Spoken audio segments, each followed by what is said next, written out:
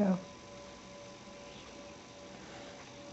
Okay, by way of introduction, we've just finished the 3 lesson 1 shoulder maneuvers that start the lesson.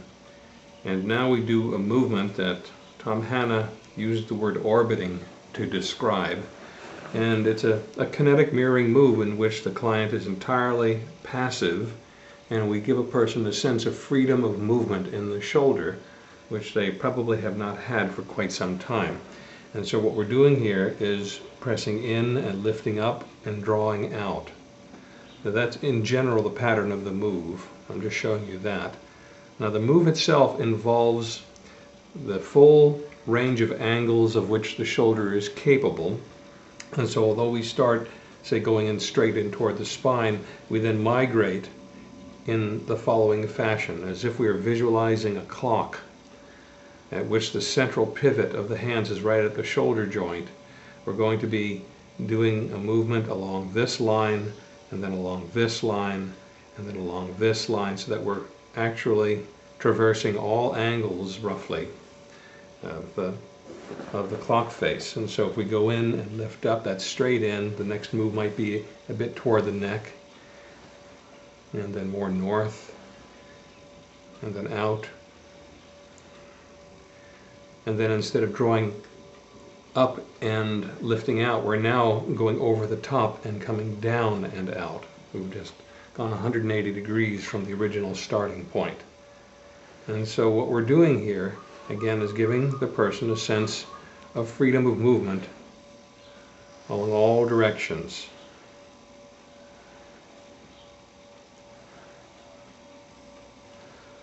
So let's narrate that a little bit. And now, if this is 9 o'clock, 3 o'clock, 12 o'clock, 6 o'clock, we start by going under toward 9 and lifting out toward 3, and then say going towards between 10 and 11 and coming out between 4 and 5, and then 12 to 6, and then 2:30 to 7:30, then 3 to 9. You see how we're doing this.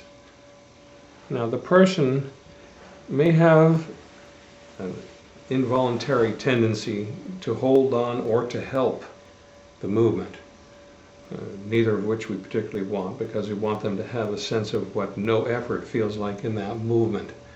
If a person, say, doesn't really let go freely, let's say that the shoulder hangs right around here and you can tell that the pull is toward here, one thing you might do is kinetic mirroring, in which you bring them in and have them do a couple of breaths while they let everything go.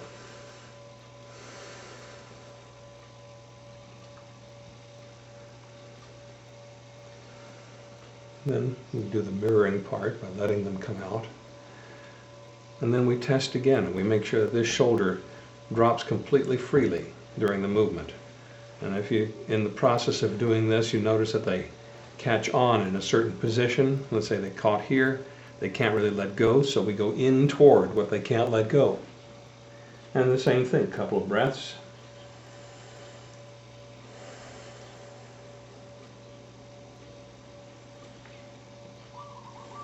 And then we come back out again. And we will typically find that that's sufficient for them to let go of these habitual holding patterns. Now, the addition of kinetic mirroring is not something Tom Hanna taught us. It's something that I spontaneously started doing when I encountered people being a little hung up. And it's just a little bit of a cleanup operation for something that the basic 3 green light shoulder maneuvers should have accomplished by way of teaching freedom, but maybe they need a little bit more.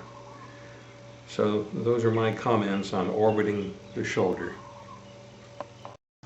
All right, so the addition of moments of kinetic mirroring to the shoulder orbiting process is not something that Tom Hanna introduced to us. It's something that I spontaneously started doing when I could feel that a person was hung up in a particular direction of the shoulder orbiting movement.